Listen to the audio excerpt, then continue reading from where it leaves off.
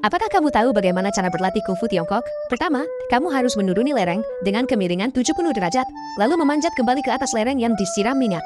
Selama proses itu, kamu tidak boleh menggunakan tangan sama sekali. Seorang pria melihat seorang biksu kecil terpeleset dan jatuh.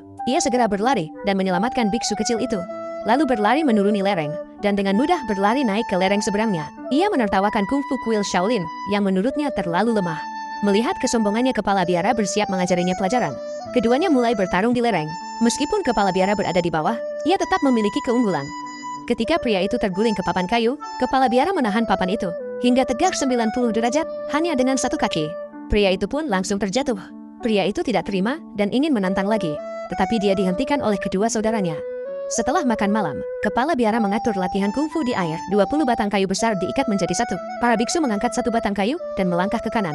Pria itu malas dan diam-diam menukar posisi dengan orang lain.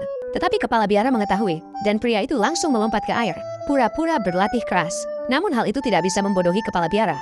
Ia memerintahkan pria itu untuk mengulang latihan dari awal. Pria itu berjalan begitu saja di atas kayu terapung. Kepala biara melihat dia mengganggu latihan orang lain. Maka 8 biksu ahli turun ke air untuk memberi pelajaran. Awalnya pria itu bisa melawan, tetapi ia segera dikendalikan oleh 8 ahli menggunakan kayu terapung. Baru setelah sadar ia tak bisa bergerak, pria itu menyerah. Sore harinya saat latihan bangku kayu, pria itu kembali bermalas-malasan. Saat yang lain berlatih sungguh-sungguh, hanya dia yang duduk diam di atas bangku. Kepala biara melihat hal itu, dan pria itu pun mulai pura-pura berlatih. Kepala biara kemudian menghentikan semua orang. Ia ingin menghajar pria itu. Awalnya pria itu sangat bersemangat, menyerang kepala biara sambil mengayunkan bangku. Tetapi kepala biara menghindar dengan mudah.